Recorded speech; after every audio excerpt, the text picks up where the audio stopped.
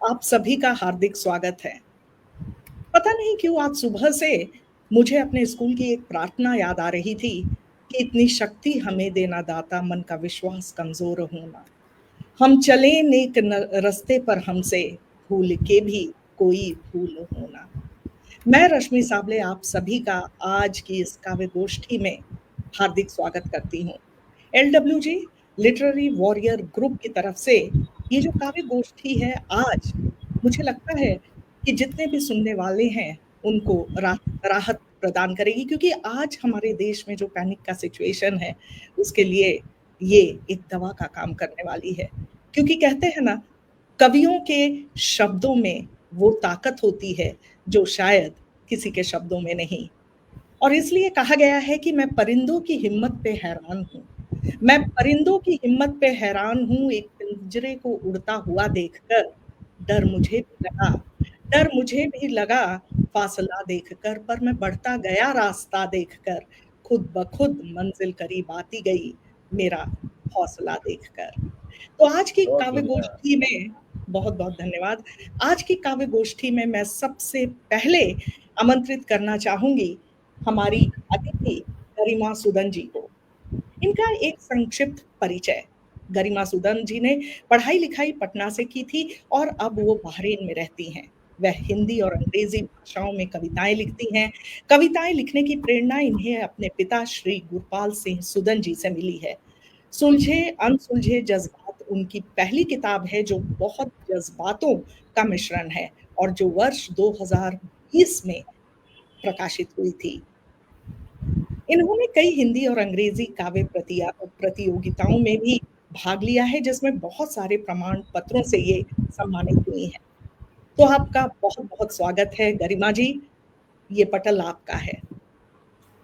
बहुत बहुत शुक्रिया रश्मि। इस मंच के सभी गुणीजनों और इस मंच से जुड़े सभी श्रोतागण को गरिमा सूदन का नमस्ते, सलाम और ढेर सारी शुभकामनाएं। मैं नीलम सक्सेना जी का हार्दिक आभार प्रकट करना चाहूँगी कि उन्होंने मुझे इस काव्य गोष्ठी में सम्मिलित होने का अवसर प्रदान किया। मेरी कविता का शीर्षक फासले। फासले तब हुए जब हमने कहना छोड़ दिया और तुमने सुनना। फासले तब हुए जब हमारे आने और तुम्हारा घर से निकलने का वक्त एक हो गया। फासले तब हुए जब बातों में झिझक और औपचारिकता का समावेश हो गया। फासले तब हुए जब अपनेपन में दायरे आने लगे। फासले तब हुए जब हमने रूठना छोड़ दिया और तुम्हें मनाना। फासले तब हुए जब तुम्हारे अहम और मेरी नासमझी ने हमारे बीच गलतफहमी का बीज बो दिया। फासले तब हुए जब सुबह घर से निकलने से पहले प्यार से तुमने मुझे बुलाना छोड़ दिया। फासले तब हुए जब हमारी करवटें लेने पर तुमने बेरुखी का मंजर दिखा दिया। फासले तब हुए जब हमने तुम्हारे लिए सजना संवरना छोड़ दिया। फासले तब हुए जब हमारे बीच नजदीकियों ने दम तोड़ दिया। फासले तब हुए जब हम से तुम और मैं हो गए। बहुत बहुत धन्यवाद। बहुत बढ़िया गरिमा। बहुत बहुत शुक्रिया। बहुत ही अच्छी कविता। जिंदगी की एक कड़वी सच्चाई को भी आपने अभिव्यक्त किया है, बड़े तरीके से अभिव्यक्त किया है, शानदार अभिव्यक्ति। बहुत बहुत शुक्रिया आप लोग के इतने प्यारे शब्दों और इतने मतलब प्रोत्साहित शब्दों से मेरा दिन बन गया है वो भी आप सभी गुणीजनों के मुंह से निकले हुए शब्द। बहुत बहुत शुक्रिया। और जिस मुस्कान को लिए हुए आप चेहरे पर आती हैं तो उससे ऑलरेडी एक पॉजिटिव माहौल बन जाता है, सच बोलूं तो। बहुत बहुत धन्यवाद। थैंक यू सो मच रश्मि। अब मैं अपने अगले जो गेस्ट हैं उन्हें आमंत्रित करना चाहूंगी। इनका शुभ नाम है जगदीश चंद्र गुप्ता जी। भारतीय रेल सेवा सिग्नल इंजीनियर हैं, संप्रति नई दिल्ली में कार्यरत हैं। ये इलाहाबाद में पले बढ़े हैं और लेखन एवं साहित्य में अभिरुचि शायद इलाहाबाद की ही देन है, इनका ऐसा कहना है। ये अक्सर लेख अंग्रेजी में एवं कविताएं हिंदी में लिखते हैं। यद्यपि कुछ लेख हिंदी में एवं कुछ कविताएं अंग्रेजी में भी लिखी है इन्होंने लिखना पिछले कुछ वर्षों में ही शुरू किया है और इनका ब्लॉग पेज भी है, जरूर ध्यान दें, waveringmind.home.blog एवं timesofIndia.indiatimes.com/readersblog/wanderingminds है। इनकी रचना किताब.org पर भी प्रकाशित हुई है। आपका बहुत बहुत स्वागत है जगदीश जी, आइए। धन्यवाद रश्मि जी। मेरी कविता कुछ मैं पिता को लेकर है। थोड़ा सा टोक रही हूँ सर कि बस हाँ। आप अपने माइक जो बाकी हैं वो म्यूट।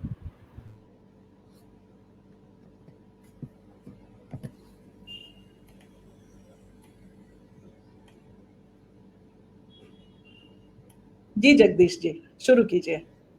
आपने अपनी कर ली माइक, नहीं मैं बाकी जो है हाँ श्रोता उनके यहाँ जी। आपका माइक शायद अभी भी म्यूट है, आवाज आ नहीं रही है। अब आ रही है आवाज? हाँ अब एकदम क्लियर है। Thank you.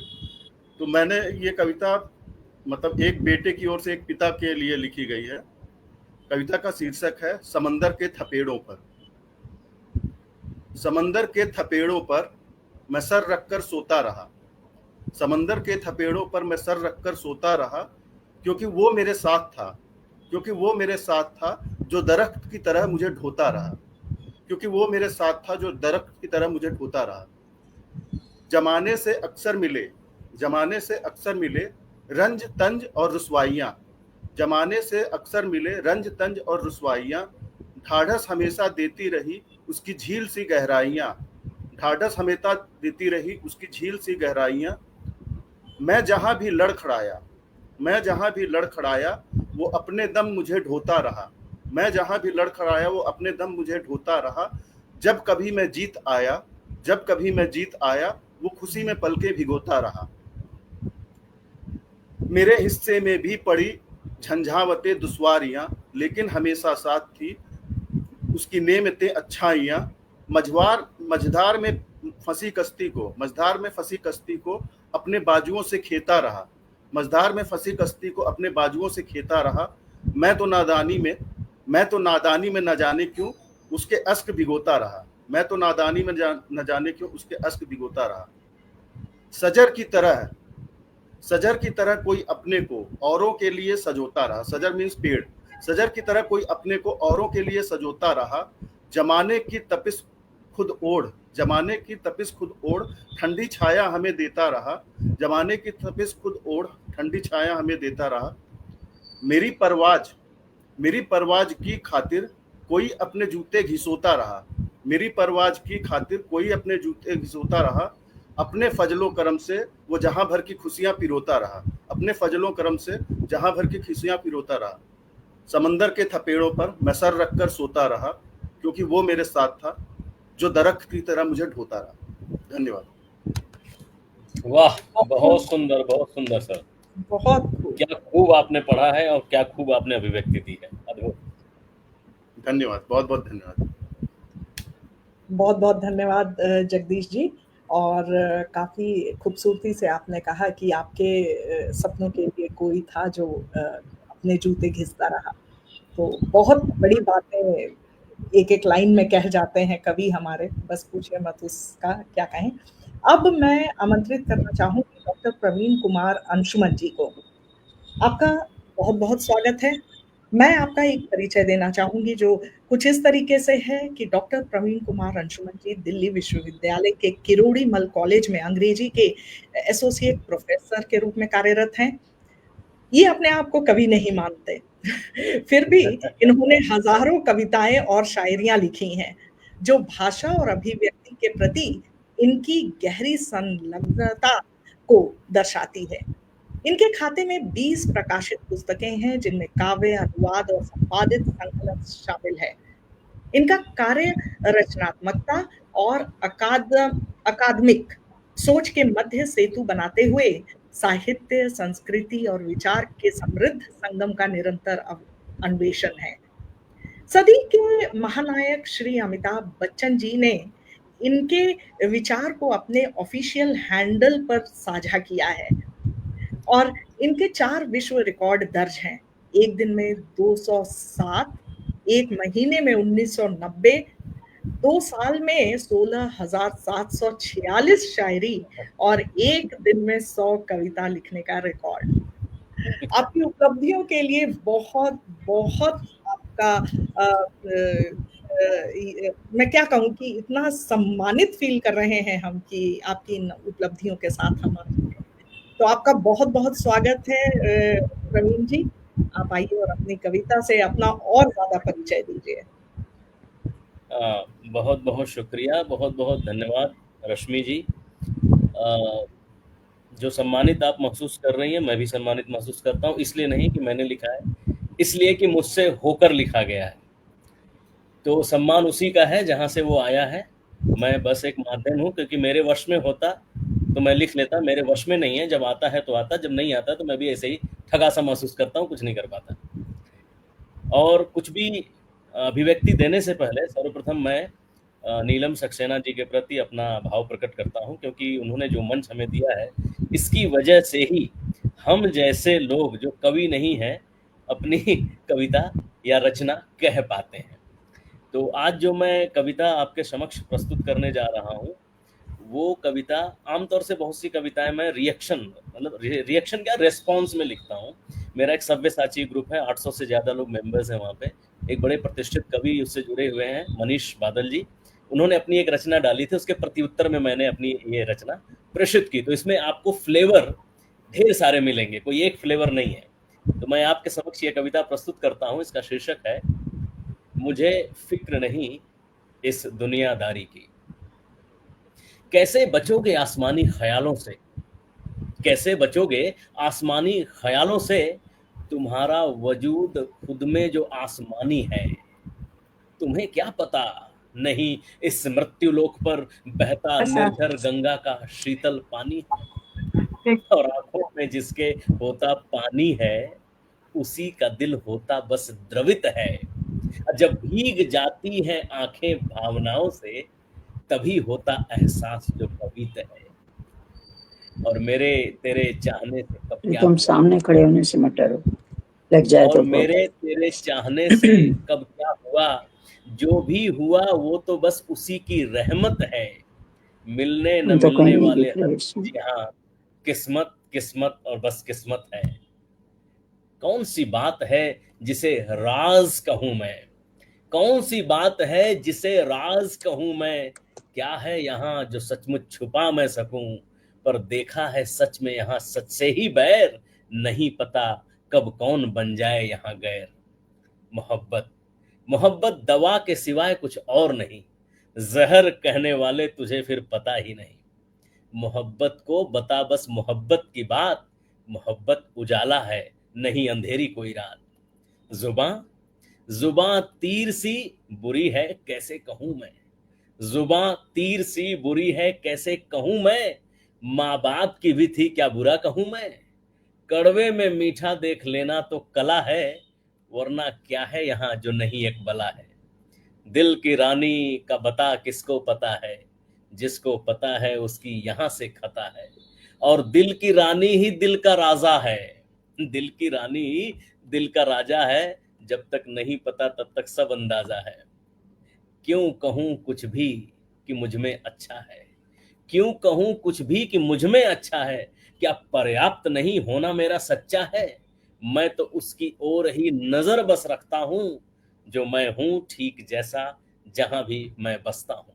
और अंतिम पंक्तियां हैं कि मैं तो रखता हूँ मदमस्त सदा पी के, मैं तो रखता हूँ खुद को मदमस्त सदा पी के। मुझे फिक्र नहीं इस दुनियादारी की, बावला हूँ बावले का करता हूँ सजदा, बाकी सब मेरे लिए बस अदाकारी है। बहुत बहुत शुक्रिया, बहुत बहुत धन्यवाद। बहुत खूब, बहुत ही खूब। हिंदी शब्दों का चयन इतना खूबसूरत है कि बस क्या कहें, और धन्यवाद। आपके बोलने का ढंग भी बहुत अच्छा है। बहुत-बहुत धन्यवाद सर, आपको फिर से बहुत हम बहुत आमंत्रित धन्यवाद। करेंगे सेकंड राउंड में। और अब मैं बुलाना चाहूँगी विनीता शर्मा दी, आप हैं? आप अभी आपका च आप मेरी हैं? आवाज साफ तक पहुंच रही है क्या? जी, मैं बहुत जुड़ी हूँ। और मेरा सेल से जुड़ने की कोशिश किया मैंने, और अगर जी, आपको मेरी आवाज सुन रही है तो मैं देखती हूँ। बहुत क्लियर है आपकी आवाज आ आवाज़। रही? आ रही है, अच्छा, बहुत ठीक है। अच्छे से क्लियर आ रही है, आपकी पिक्चर भी बहुत अच्छी है, वीडियो भी बहुत अच्छा आ रहा है। बहुत-बहुत धन्यवाद आपका आने के लिए। मुझे पता है कि आपकी तबीयत अभी थोड़ी नासाज़ है, नहीं, फिर नहीं, भी आपने मैं जुड़ समय नहीं निकाला। पा रही थी, जुड़ नहीं पा रही थी, कोई प्रॉब्लम थी। नहीं, ठीक है, मैं ज़िंदगी पर वो तो मैं एक समझ ही रचना रही पढ़ती हूँ। हाँ, बिल्कुल, आपका स्वागत है। थोड़ा-सा मुझे बताने दीजिए कि वैसे तो आप परिचय की मोहताज नहीं हैं, लेकिन फिर भी मैं जब आपसे आज बात कर रही थी, बहुत कुछ ऐसा लगा कि जैसे मैं किसी स्कूल के प्रिंसिपल से मिलकर आ रही हूँ, और ये इस स्कूल का नाम ज़िंदगी है। तो आप बिल्कुल, वाह! आपका बहुत-बहुत स्वागत है पटल पर, आप आएँ। स्वागत है। धन्यवाद रश्मि। मैं एक रचना पढ़ती हूँ कि एक अनुत्तर प्रश्न है जिंदगी में कि जिंदगी क्या है। सब लोग जिंदगी को अपने-अपने नजरिए से देखते हैं। तो मैं उसकी ऊपर एक रचना है कि जिंदगी क्या है? सांसों के चलने का अद्भुत एहसास, सांसों के चलने का अद्भुत एहसास, या सागर पर तैरती अनबुझी प्यास। सागर में तैरती अनबुझी प्यास, जिंदगी क्या है? मांगी हुई मन्नत, मांगी हुई मन्नत कहूं तो दिल डूब जाता है। सारी खामोशी दांव पर लगाकर भी, सारी खामोशी दांव पर लगाकर भी देने वाले की दीनता ने इल्जाम बख्श दिए, देने वाले की दीनता ने इल्जाम बख्श दिए, और बिन मांगे मोती से वे इल्जाम झोली में भरे हम। वक्त के वायदों से गुमनाम मंजिल का अता पता पूछते रहे क्यों? लांग नहीं पाए वो फर्ज के दायरे की लक्ष्मण रेखा को, लांग नहीं पाए फर्ज के दायरे की लक्ष्मण रेखा को। इन हरे भरे घावों को समय सहलाएगा, इन हरे भरे घावों को समय सहलाएगा। फिर कोई मरहम, फिर कोई संस्कार मरहम लगाएगा, फिर कोई संस्कार मरहम लगाएगा, और नया समझौता दिल बहलाएगा, और नया समझौता दिल बहलाएगा। जिंदगी बहेगी फिर इसी रफ्तार, जिंदगी बहेगी फिर उसी रफ्तार, डूबते किनारे और टूटते कंगार। खुद से ही पूछेंगे इस जिंदगी की हलचल में क्या खोया, क्या पाया, क्या लिया और दिया, कैसे तू जिया। जिंदगी की आपाधापी में क्या खोया, क्या पाया, क्या लिया और दिया, कैसे तू जिया। वही एक अनुत्तर प्रश्न बंद दरवाजे पर दस्तक लगाएगा, फिर वही अनुत्तर प्रश्न बंद दरवाजे पर दस्तक लगाएगा। मिलने की उत्तर की आशा में द्वार खुलवाएगा, उत्तर की आशा में द्वार खुलवाएगा। जिंदगी क्या है? धन्यवाद। बहुत ही वाह! अच्छा, बहुत ही उम्दा। बहुत बहुत बहुत खूबसूरत, बहुत खूबसूरत, वाह! बहुत खूबसूरत। और मैंने वही कहा ना कि आज की जो कवि गोष्ठी है, वो कहीं न कहीं राहत प्रदान करने की कोशिश करेगी, जो पैनिक सिचुएशन आज है हमारे देश में उसको। तो आपका बहुत-बहुत धन्यवाद विनीता जी। अब मैं आमंत्रित धन्यवाद करना आप सभी का। मैं किसी तरह से जुड़ गई, यही बहुत है। जी, जी। नहीं विनीता जी, आपने बहुत खूबसूरत शब्दों का प्रयोग किया। एकदम एक चित्र नजरों के सामने आ गया। बहुत बिल्कुल, खूबसूरत थी। बिल्कुल सही। अब मैं आमंत्रित करना चाहूँगी अनुपम किंगर जी को।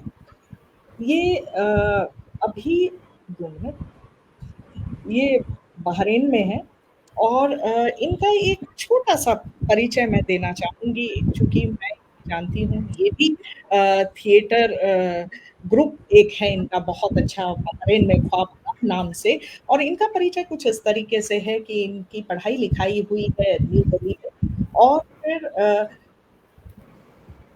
न्यू दिल्ली में हुई है। दिल्ली यूनिवर्सिटी से ही इन्होंने अपना जो डिग्री है मास्टर्स की वो ली है। और इनके बचपन का जो इंस्पिरेशन रहा है वो हिंदी लिटरेचर रहा है। प्रेमचंद रहे हैं, सुभद्रा कुमारी चौहान रही हैं, अमृता प्रीतम रही हैं। और इसी से ये काफ़ी अच्छा महसूस करती हैं अपनी कविताएं लिखकर, कहानियां लिखकर। और ये बचपन से रही हैं। इन्हें अवार्ड भी मिला है दिल्ली साहित्य अकादमी की तरफ से। शादी के बाद थोड़ा-सा ठहराव आ गया था लिखने में, लेकिन फिर इन्होंने लिखना चालू किया। जैसा कि मैंने कहा, इनकी ड्रामा कंपनी है Khwabgah house of dreams, WLL production house के नाम से बहरीन में। और पिछले 5 साल से इन्होंने जो नाटक किए हैं, जो प्लेज़ हैं इनके, वो इस तरीके से हैं: मैं नूर बानो, राम वतन हाज़िर हो, जिल्ले तबाही, यथार्थ, द रियल ट्रुथ। और इनका जो एक अवेयरनेस इवेंट था, I do not love plastic, वो भी इन्होंने मंचन किया है। और इंडियन एम्बेसी बहरीन में इन्होंने ख्वाबगाह की तरफ से मल्टीलिंगुअल पोएट्री सदाकतू दोस्ती का 2022 में प्रस्तुत किया था, जिसका दूसरा सीजन एनुअल पोएट्री फेस्टिवल दिल से देश तक 2023 में हुआ है। और इसका भी सेकंड एडिशन जो है वो सेशन जो है मल्टीलिंगुअल पोएट्री सदाकत 2 में होने वाला है। शेड्स ऑफ हार्मनी इन्होंने 2024 जनवरी में हुआ है। तो आपका बहुत-बहुत स्वागत है अनुपम जी। आपका कहूँ तो फिर से स्वागत है, फिर से मेरी खुशनसीबी है कि मैं दोबारा आपको सुन रही हूँ। आपका बहुत-बहुत स्वागत है। बहुत बहुत बहुत धन्यवाद रश्मि जी। सबसे पहले तो मंच को नमन करूंगी, माँ शारदे को नमन करूंगी, और बहुत बहुत धन्यवाद इस ग्रुप का जो हमेशा सार्थक साहित्यिक प्रयासों का हमेशा सहायक बनकर एक रीढ़ की हड्डी की तरह खड़ा रहता है जब भी हम कुछ लिखना चाहते हैं। और आपका विशेष रूप से धन्यवाद इतने बृहद विस्तृत परिचय के लिए। और आपसे बता दूं कि अभी 16 मई को, अगले शुक्रवार को, हमारे अगले नाटक दादी माँ का पुतला, इसका भी मंचन होने वाला है। और आप सबके आशीर्वाद की अपेक्षा है। हमारे लिए साहित्य, मेरे लिए विशेष रूप से साहित्य और नाटक, थिएटर, ये मेरे 2 हथियार हैं जिनसे मैं अपने देश प्रेम का कार्य जो है वो निर्बाध रूप से करती हूँ। देश से दूर हूँ पर देश को दिल में बसाए हूँ, इसीलिए दिल से देश तक कविता काव्य सम्मेलन भी हमने किया था। तो आज भी ऐसा ही कुछ, मेरा परिवार, हम सब देश से दूर बैठे हैं, देश कठिन समस्या से गुजर रहा है, परंतु देश से दूर होने पर भी देश हमारे दिल में है। तो ऐसी ही एक कविता आपको सुनाना चाहूंगी। कविता का शीर्षक है मेरा परिवार। हिमालय की ऊंचाई से कन्याकुमारी तक, हिमालय की ऊंचाई से कन्याकुमारी तक, गुजरात के पश्चिम से उड़ीसा के पूरब तक फैला हुआ भरा पूरा संसार है, ये मेरा परिवार है। जी, ये मेरा परिवार है। कौन कहता है कि यहाँ जात पात का भेद है? कौन कहता है कि यहाँ जात पात का भेद है? किसने कहा नस्ल मजहब की यहाँ बू है? एक मिट्टी का हर एक लाल है, ऐसा मेरा परिवार है, ऐसा मेरा परिवार है। किसी भी प्रांत, किसी भी गांव, किसी भी शहर, किसी भी प्रांत, किसी भी गांव, किसी भी शहर, कोई मोहल्ला, कोई भी माँ, किसी का घर, हर चूल्हे पर पकते भोजन का एक सा स्वाद है। माँ के खाने की मिठास कभी नहीं बदलती। हर चूल्हे पर पकते भोजन का एक सा स्वाद है। मेरा ही हर परिवार है, मेरा ही हर परिवार है। कोई भी शक्ल, कोई भी रंग, कोई भी भाषा, कोई भी शक्ल, कोई भी रंग, कोई भी भाषा, इन सब से ऊपर है वर्दी की मेरे शोभा। दुश्मन कहीं से भी आए, हम देते करारी मार हैं। हमारा तो एक परिवार है। मैं फौजी हूं, किस प्रकार का आपको आगे बताऊंगी, पर मैं फौजी हूं, धमनियों में हमारे राष्ट्र प्रेम बहता है। फौजी हूं, धमनियों में हमारे राष्ट्र प्रेम बहता है। हर सांस में, हर बात में बस यही परिवार रहता है। परिवार सुरक्षित रहे, ये हमारा दारोमदार है। ये हमारा परिवार है जी, ये हमारा परिवार है। चाहे ना उठाओ शस्त्र, न जाओ तुम सरहद पर। चाहे ना उठाओ शस्त्र, न जाओ तुम सरहद पर। बस इतना समझ लो कि है पूरा देश अपना घर। फिर तो हर युवा है फौजी, खुशहाल ये संसार है। क्योंकि ये बस हमारा कैसे, हम फौजी कैसे, कलम से, कूची से, घुंघरू से और कुदाली से। कलम से, कूची से, घुंघरू से और कुदाली से भिन्न भिन्न हथियार हैं हर फूल के, हर माली के। चाहे दुश्मन कहीं से आए, हम मुस्तैद हैं, तैयार हैं। ऐसा अपना परिवार है जी, ये अपना परिवार है। मेरे घर पर कोई बुरी नजर न डालने पाए। मेरे घर पर कोई बुरी नजर न डालने पाए कभी। मेरी माँ के दामन पर हाथ न बढ़ाने पाए कोई। जब जब मुल्क की हो, जब जब बात मुल्क की हो, सर पर हमारे कफन सवार है। ये अपना परिवार है जी हाँ, ये हमारा परिवार है। हिमालय की ऊंचाई से कन्याकुमारी तक और गुजरात के पश्चिम से उड़ीसा के पूरब तक फैला हुआ भरा पूरा संसार है।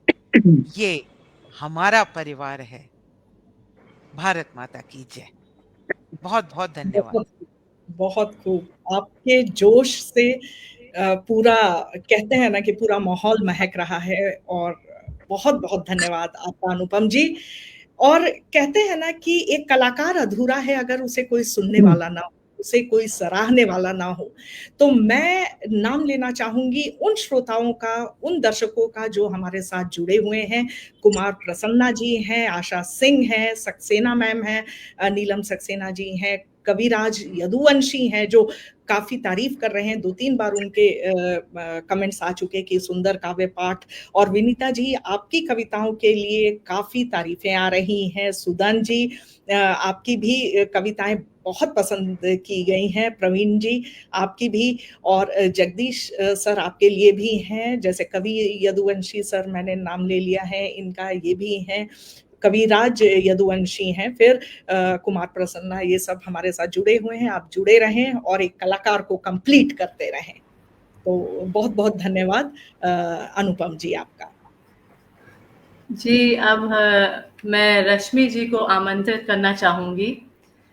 वो इस मंच की संचालिका हैं और बहुत खूबसूरती से वो संचालन कर रही हैं। रश्मि जी इलेक्ट्रिकल इंजीनियर हैं और रंगमंच की कलाकार हैं 15 सालों से।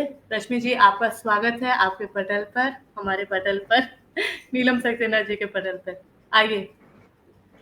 जी, आपने कुछ गलत नहीं कहा, क्योंकि नीलम दी भी यही कहती हैं कि ये जो पटल है ये सब कलाकारों का है।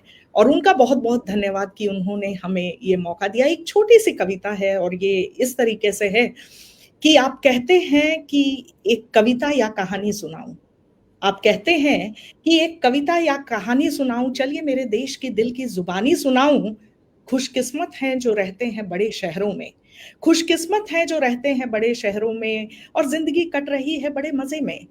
पर मेरे देश के किसी कोने, किसी शहर में एक बेटी है जो सवाल कर रही है कि माँ तू सुनाती है कथाएं अनेक, माँ तू सुनाती है कथाएं अनेक, देवों की, दैत्यों की, वेदों की, पुराणों की, रामायण की, महाभारत की। माँ, एक सवाल है जो पल पल मन में उठता है और ये नारी मन इसे स्वीकार नहीं कर पाता है। द्रौपदी ने मदद के लिए कृष्ण को ही क्यों बुलाया? कहने का तात्पर्य यह है कि पुरुष को ही मदद के लिए क्यों बुलाया? द्रौपदी ने मदद के लिए कृष्ण को ही क्यों पुकारा? गांधारी भी तो थी महल में, गांधारी भी तो थी महल में, अपने आंखों की पट्टी खोलती तो उसका भी शरीर वज्र का बन जाता। फिर दुशासन तो क्या, कोई भी महाबली उसे घसीट नहीं पाता।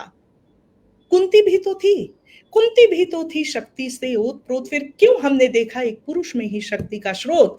कभी सोचा है हमने, कभी सोचा है हमने, ये गाथाएं हैं समाज का दर्पण। कल भी कोई स्त्री स्त्री की मदद नहीं करती थी। जब तक एक औरत को नहीं समझेगी, उसके लिए मदद का हाथ नहीं बढ़ाएगी, कहीं कोई सास या ननद अपनी ही बहू या भाभी को जलाएगी। और सोचने वाली बात है, सोचने वाली बात है, सोचने वाली बात है कि इसमें पुरुषों का तो नामो निशान नहीं, क्योंकि पुरुषों ने तो, इतिहास गवाह है कि पुरुषों ने तो जुल्म किया ही नहीं, क्योंकि जो सच्चे पुरुष होते हैं वो तो जुल्म करते ही नहीं। ये गाथाएं हमें हर युग में ये ही सबक सिखलाएंगी कि जब तक सुनसान सड़क पर चलती हुई द्रौपदी को बचाने कोई सीता, राधा या रुक्मणी नहीं आएगी, महाभारत हर युग में अपने आप को दोहराएगी। महाभारत हर युग में अपने आप को दोहराएगी। बहुत बहुत धन्यवाद आपका मुझे सुनने के लिए। रश्मि जी, वाह वाह, बहुत खूब, बहुत खूब, बहुत सुंदर, कमाल का बहुत विचार आप खूबसूरत। लाएंगे, बहुत खूब, बहुत सुंदर। बहुत बहुत अच्छा आपने कहा। महाभारत से, मतलब महाभारत तो ऐसा टेक्स्ट है जिससे हर कोई इंस्पायर है। एक पॉइंट पे आपकी कविता गई जहाँ पे लगा कि एकदम क्रूड फेमिनिज्म आ रहा है क्या सामने, लेकिन अचानक फिर जब टर्न ली, है ना, और फिर स्त्री का साथ को डिमांड करने लगी, तो वो एकदम एक नए रूप में कविता प्रकट होती है। बड़ी कंस्ट्रक्टिव कविता। और पुरुषों का भी था उसमें कि सच्चे पुरुष तो जुल्म करते ही नहीं। खैर, मैं अब उसमें फिर सच्ची स्त्रियां भी आएंगी, सच्ची स्त्रियां भी साथ देती हैं। वही कम रही विचार नहीं रश्मि जी, वैचारिक स्तर पर बहुत उत्कृष्ट थी आपकी कविता, क्योंकि आपने ये जो प्रश्न उठाया ये बड़ा महत्वपूर्ण था कि द्रौपदी को भी ना गांधारी और ना कुंती किसी पर भरोसा था, उसने भी एक पुरुष को ही पुकारा। बहुत खूबसूरत विचार। धन्यवाद मैम। मैम, अब आपका स्वागत है फिर से इसी पटल पर, आपकी एक सुंदर सी कविता सुनने के लिए। बहुत बहुत धन्यवाद एक बार पुनः रश्मि जी। इस कविता से पहले सिर्फ एक बात बताना चाहूंगी कि इसका स्रोत क्या था। जी। मैंने एक टेड टॉक सुनी थी हमारे भारतीय सेना के एक एक्स ऑफिसर की, और उन्होंने कहा था कि अगर आपको भारत की गंगा जमुनी तहजीब का कहीं उदाहरण देखना है ना, तो वो आप हमारी सेना में देखिएगा। और उसी से मैंने यहाँ, उस दोस्ती से मैंने यहाँ एक दोस्ती की बहुत छोटी सी कविता चुनी आज आपके समक्ष रखने के लिए, क्योंकि आज इस समय हमें अपनी उस गंगा जमुनी तहजीब, उस दोस्ती, उस प्यार, उसको जीवित रखना है, क्योंकि वही तो हमारा संबल है कि हम एक हैं। तो दोस्ती पर एक छोटी सी कविता है, आशा करती हूं कि आपको पसंद आएगी। कविता का शीर्षक है काश। काश के आज बरसात हो जाए। हम सब जब बड़े हो जाते हैं तो बचपन बहुत याद आता है, तो वैसा ही कुछ विचार लेकर, काश के आज बरसात हो जाए, मेरी साइकिल फिर बेबाक हो जाए। काश के आज बरसात हो जाए, मेरी साइकिल फिर बेबाक हो जाए, वो पहाड़ी के पीछे तराई में फिर दोस्तों से मुलाकात हो जाए। काश के आज फिर से बरसात हो जाए। बहुत जी, बहुत धन्यवाद। काश के आज बरसात हो जाए, मेरी साइकिल फिर से बेबाक हो जाए, पहाड़ी के पीछे तराई में फिर दोस्तों से मुलाकात हो जाए। काश के आज फिर बरसात हो जाए, तराई में वो चाय की दुकान पे कुछ हल्की फुल्की सी बात हो जाए। तराई में वो चाय की दुकान पे कुछ हल्की फुल्की सी बात हो जाए। काश के आज बरसात हो जाए।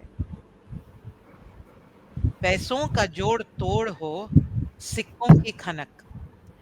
पैसों का जोड़ तोड़ हो और सिक्कों की खनक, फिर से 2 प्याली बटकर 4 हो जाए। काश के आज फिर बरसात हो जाए।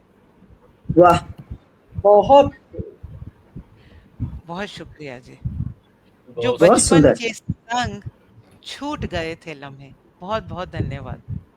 जो बचपन के संग छूट गए थे लम्हे, उन लम्हों संग फिर से बात हो जाए।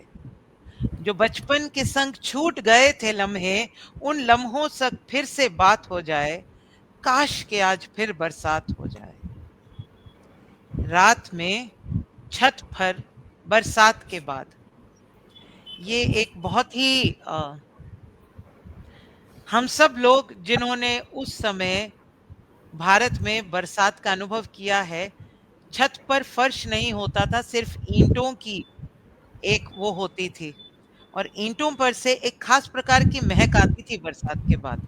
ये उसका जिक्र है कि रात में छत पर बरसात के बाद, रात में छत पर बरसात के बाद वो बेतकल्लुफी, वो हंसी और वो खुशी कि अमावस भी चांद रात हो जाए।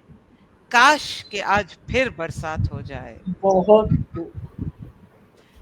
किताबों में रखे हुए सूखे गुलाब हों जैसे, किताबों में रखे हुए सूखे गुलाब हों जैसे, बस वैसे ही जिंदा वो एहसास हो जाए। काश कि आज फिर से बरसात हो जाए। और अंतिम पद है कि सौंधी सौंधी मिट्टी और कागज की वो कश्ती, सौंधी सौंधी मिट्टी और कागज की वो कश्ती, वो गपशप, वो बेतकल्लुफी किसी के साथ हो जाए। काश कि आज फिर से बरसात हो जाए। साइकिल मेरी फिर बेबाक हो जाए और पहाड़ी के पीछे वाली तराई में फिर दोस्तों से मुलाकात हो जाए। काश कि आज फिर बरसात हो जाए। बहुत बहुत बहुत धन्यवाद। बहुत बहुत अच्छा बहुत अनुपम जी, बहुत ही अच्छा।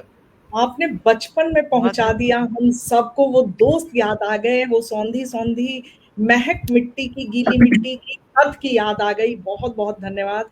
बस ये है जी, कि बहुत कईयों के धन्यवाद। आंखों में आंसू आ जाएंगे जब ये कविता सुनेंगे, वो कभी भी जब भी ये रिकॉर्डिंग देखेंगे। तो आपका बहुत बहुत धन्यवाद। जी, बहुत धन्यवाद, बहुत बहुत धन्यवाद।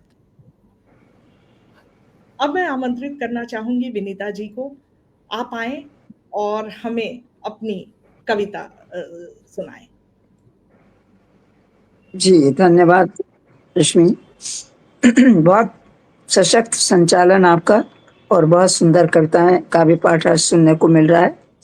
मैं भी अपनी एक छोटी सी रचना रखती हूँ, माँ के ऊपर। माँ की पाती, माँ की पाती बेटे के नाम। तो माँ कहती है कि जब जब याद तुम्हारी आती, मन में है पीड़ा कुलाती। जब जब याद तुम्हारी आती, मन में है पीड़ा कुलाती। शब्दों में आशीष पिरोकर माँ लिखती है तुमको पाती। शब्दों में आशीष पिरोकर माँ लिखती है तुमको पाती।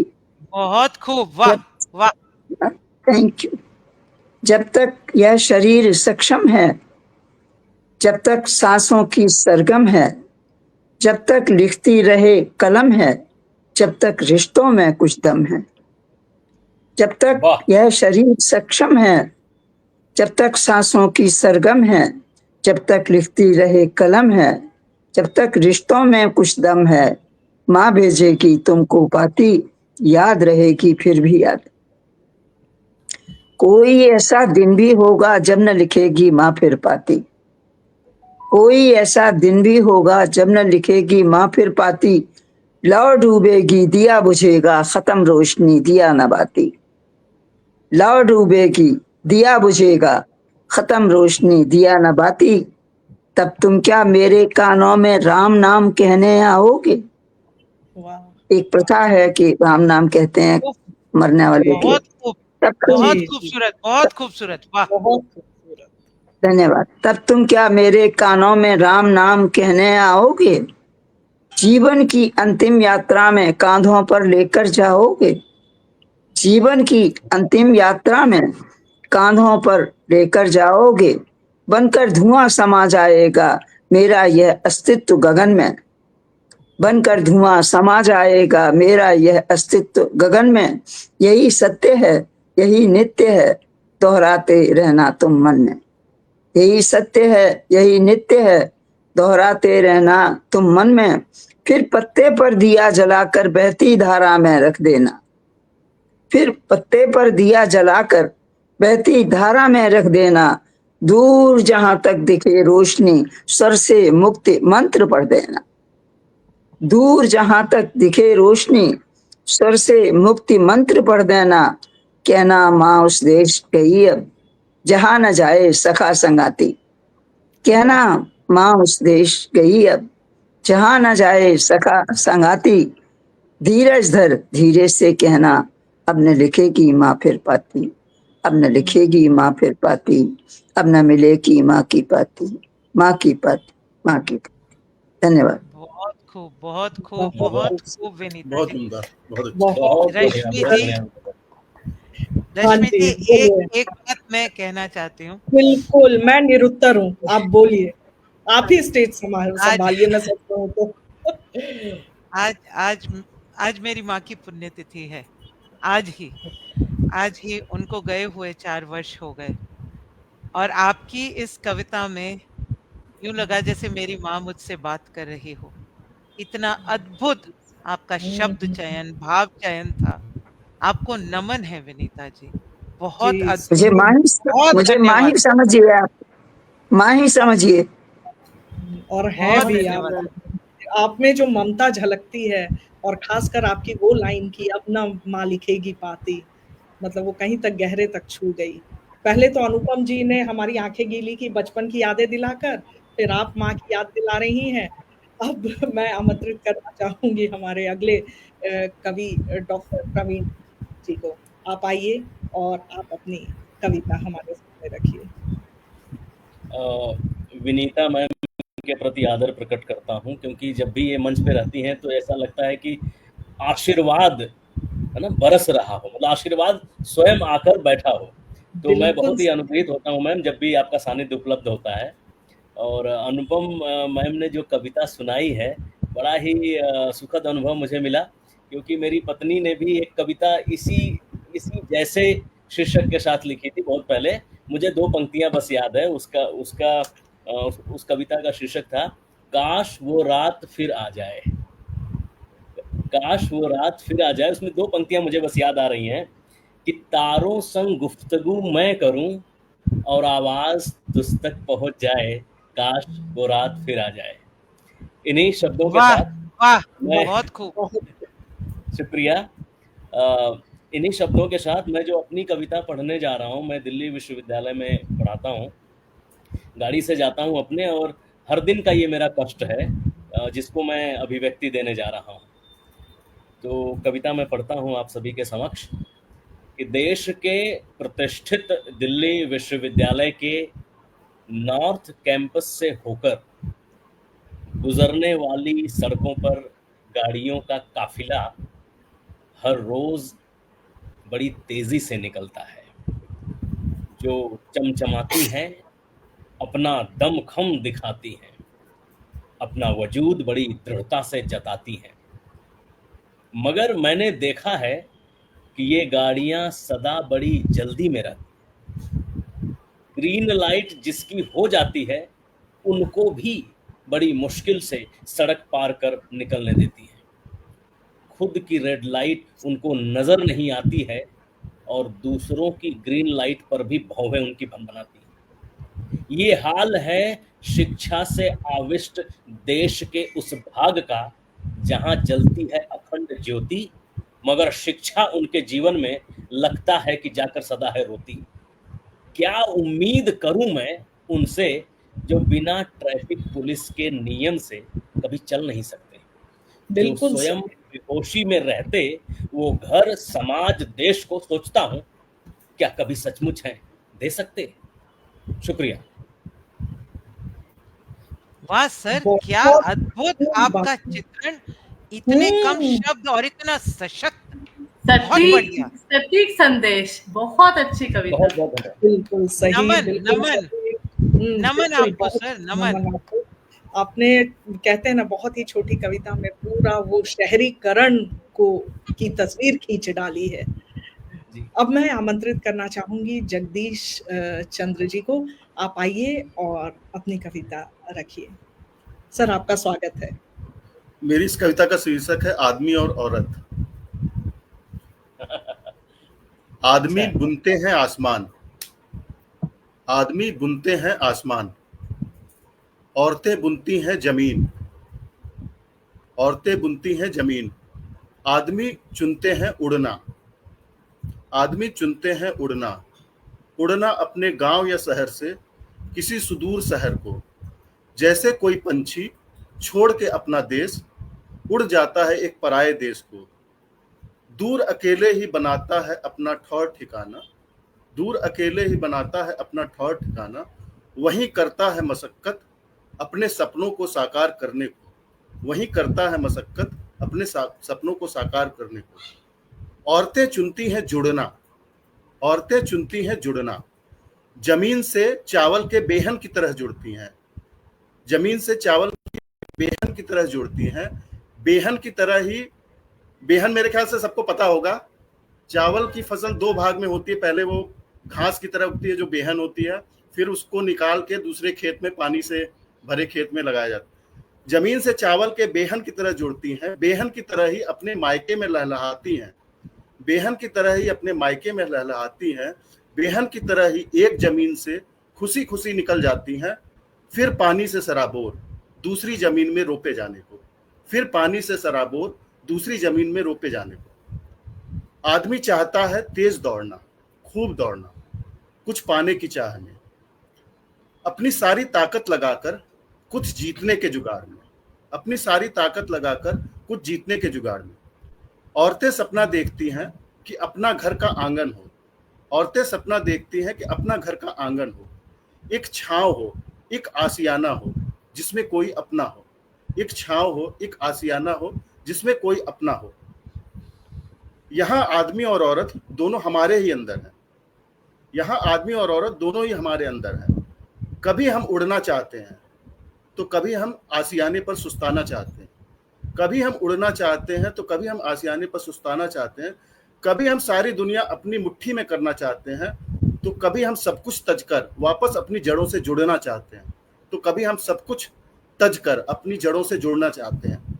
जिंदगी शायद उसी उड़ने और जमीन से जुड़ने का नाम है, जिंदगी शायद इसी उड़ने और जमीन से जुड़ने का नाम है। सपने देखना और अपनी तमन्नाओं को परवाज देना, सपने देखना और अपनी तमन्नाओं को परवाज देना, लेकिन लंबी उड़ान के बाद भी, लेकिन लंबी उड़ान के बाद भी अपनी ही जमीन पर लौट आना, लेकिन लंबी उड़ान के बाद भी अपनी ही जमीन पर लौट आना, और अपनी ही जमीन पर लौटकर गहरा सुकून पाना, और अपनी ही जमीन पर लौटकर गहरा सुकून पाना। बहुत बहुत धन्यवाद। बहुत क्या सुंदर बात है कविता सर, की रचना क्या आपने की विचार है। है, क्या विचार है, बहुत अद्भुत। खासकर बेहन शब्द का जो आपने उपयोग किया है महिलाओं के लिए, हाँ, बहुत सुंदर लगा वो, हमें भी बहुत अच्छा लगा वो। यस, धन्यवाद, बहुत बहुत धन्यवाद। जमीन से। और सर मुझे जो सबसे बेहतरीन बात ये लगी कि आपने बोला कि ये औरत और आदमी दोनों हमारे अंदर ही है। करेक्ट, बिल्कुल बहुत सुंदर, बहुत सुंदर, बहुत सुंदर। बहुत बहुत रश्मि जी, आज आप वाकई में हीरे चुनकर लाई हैं। एक एक कविता सुनकर इतना इंस्पायर हो रहे हैं ना, मोटिवेट हो रहे हैं, हम आपको बता नहीं सकते। बहुत बहुत धन्यवाद नीलम जी का, इस पेज का और आपका, बहुत अच्छा लग रहा है। बहुत धन्यवाद अनुपम जी, मैं बिल्कुल लेती हूँ आपकी इस आशीर्वाद को, लेकिन मैं सच कहूँ कि कभी-कभी क्या होता है कि जैसे हर प्रसाद पे खाने वाले का नाम लिखा रहता है ना, तो मैं उनमें से बचपन से रही हूँ, जहाँ प्रसाद बँटते थे वहाँ मैं खुद ही पहुँच जाती थी ऑटोमैटिकली। तो आज जैसे भगवान का प्रसाद बँट रहा है और मैं आ गई हूँ, क्योंकि आज रेणु दी करने वाली थी होस्टिंग, लेकिन उन्हें आज किसी शादी में जाना पड़ा और फिर मेरी किस्मत शायद खुल गई। तो बहुत-बहुत धन्यवाद जगदीश जी, बहुत खूबसूरत कविता आपकी। हमारा सौभाग्य रश्मि जी, ये हमारा सौभाग्य, आज बिल्कुल सही, हमें प्रसाद मिल रहा है, आज हमें प्रसाद मिल रहा है। बहुत हम धन्यवाद। सब एक ही तो हैं। अब मैं आमंत्रित करना चाहूंगी गरिमा सुदन जी को। वही हल्की सी मुस्कान अपने चेहरे पर लिए हुए ये बड़ी खूबसूरती से मंच पर आती हैं और अपनी कविताएं सुना जाती हैं। आपका स्वागत है गरिमा जी। बहुत बहुत शुक्रिया रश्मि जी। मेरी कविता का शीर्षक मैं अहंकार हूं। मैं अहंकार हूं, तेरे अंदर पूरी तरह समाया हुआ वो हुंकार हूं। उस खोखले अहम की परत दर परत से तैयार हुआ तेरे अस्तित्व का परिधान हूं। मैं अहंकार हूं, सिर्फ बोली में ही नहीं बल्कि नजरों में भी। सिर्फ बोली में ही नहीं बल्कि नजरों में भी घमंड का भरमार हूं। मैं अहंकार हूं। अहंकार हूँ, वाह।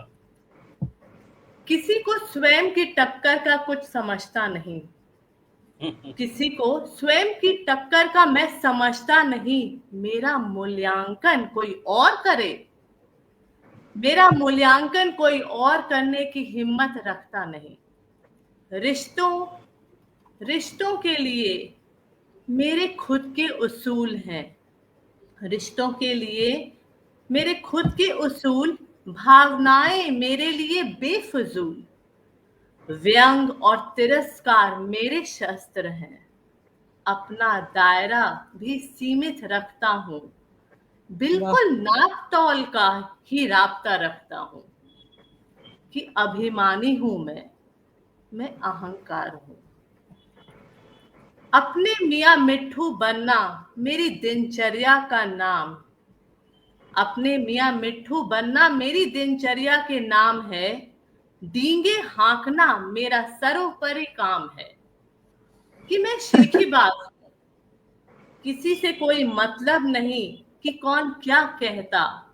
केवल मैं आकर्षण केंद्र रहूं और सब मेरा गुणगान करें, यही तो मैं चाहता।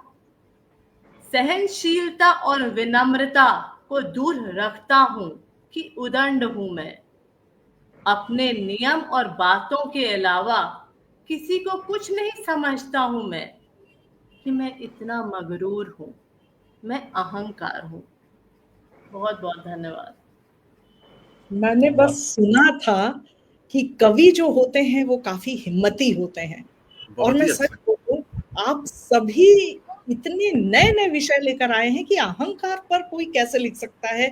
ये जब आपने टाइटल बोला तभी मैं सोच रही थी, लेकिन इतनी खूबसूरती से निभाया है आपने। बहुत बहुत बहुत धन्यवाद। आपका। वाह। अब बहुत जाते बहुत सुंदर जाते खूबसूरत, गरिमा। बहुत खूबसूरत गरिमा। बहुत खूबसूरत। बहुत आपकी बहुत धन्यवाद गरिमामय अनुपम जी। उपस्थिति के लिए बहुत बहुत बधाई। अनुपम जी, आपका बहुत बहुत धन्यवाद कि आप इतने प्यार से व्याख्या कर रही हैं, इतनी खूबसूरत व्याख्या कर रही हैं, उसके लिए बहुत बहुत आपका धन्यवाद। और मैं हमेशा से कहती हूँ कि जो लोग हमारे साथ जुड़े हैं उनके मैं जरूर नाम फिर से लेना चाहूंगी। आशा सिंह हैं, जूही गुप्ते हैं, गायत्री जोशी हैं, नीलम दी हैं, ये शुरू से हमारे साथ सब जुड़े हुए हैं, कुमार प्रसन्ना जी हैं, कविराज यदुवंशी जी हैं, और ये बराबर हम लोगों का प्रोत्साहन कर रहे हैं और हमें सुन रहे हैं। आप सभी श्रोताओं और दर्शकों का बहुत बहुत धन्यवाद। रश्मि, आपका स्वागत है। आपकी दूसरी कविता कृपा करके आप आए और सुनाएं हमें। पहली कविता बहुत शानदार थी, लाजवाब थी। बस जैसे आपका कि आप स्वागत। लोगों बहुत बहुत धन्यवाद आपका गरिमा जी, आप सभी का फिर से मैं स्वागत करती हूँ कि आप मुझे सुन रहे हैं। और बचपन की बात कही थी अनुपम जी ने, पिछले बार भी ऐसा हुआ था कि ये जो कविता का विषय लेकर आई थी वो कहीं ना कहीं मेरी कविता से भी मेल खाता था, तो आज भी वही है। चलिए सुनाती हूँ एक कहानी जिसमें है थोड़ा सा अपनापन। हाँ, मेरा नाम है बचपन। दादा की चौपाल लगी दादी की कहानी, आंगन में छिपी हुई है बचपन की निशानी। मिट्टी के खिलौने और गुड़िया का मेला, मामा मौसी के साथ कितना खेल खेला। छोटी सी वाह। चारपाई पर नानी का वो गाना, छोटी सी चारपाई पर नानी का वो गाना, चाची के हाथों का गरम गरम खाना। फूफा जी के कंधे पर चढ़कर हम मचलते, बुआ की गोद में सोकर मीठे सपने संजोते। बरसात की बूंदों में कागज की नावें तैराई, ताई के आंचल में मीठी मीठी नींद आई। आम के पेड़ों से पके फल तोड़ लाते, मौसी के घर जाकर बड़े राज बतलाते। आंगन में बैठा भाई बहन के बाल संवारे, खेलते खेलते कभी दोनों हो जाते बीमार। माँ की डांट फटकार में छिपा हुआ था प्यार, पापा की कहानी में जीवन का संसार।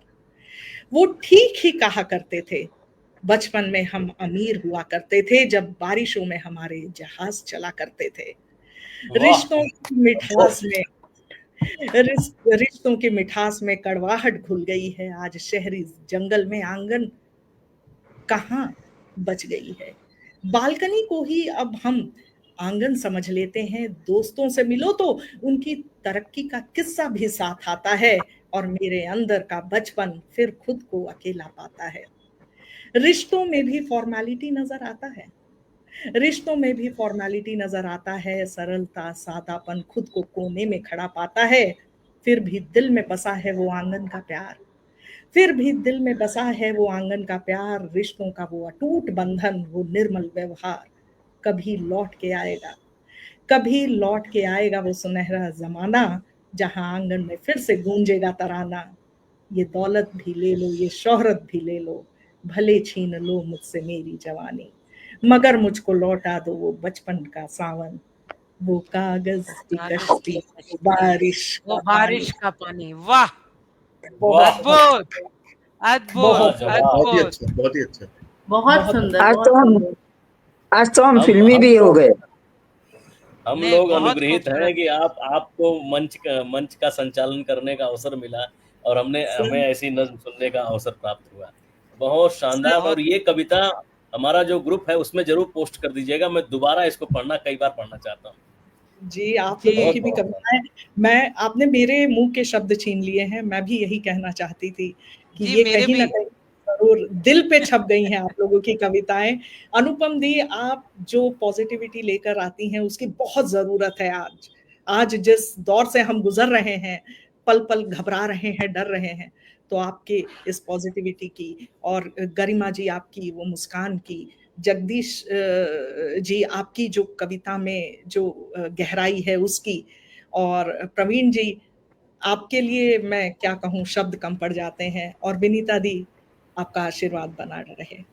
आज आप सबका बहुत बहुत तहे दिल से धन्यवाद, शुक्रिया आपका आने के लिए। बहुत बहुत धन्यवाद। बहुत बहुत सभी से सुंदर। निवेदन है, बहुत बहुत कृपया धन्यवाद अपनी सभी को। कविताएं नमस्कार। समूह पर डालें। सभी से जी निवेदन है, कृपया अपनी कविताएं समूह पर डालें। बार बार जी पढ़ने को जी जी चाह रहा है। बहुत धन्यवाद। बहुत बहुत शुक्रिया।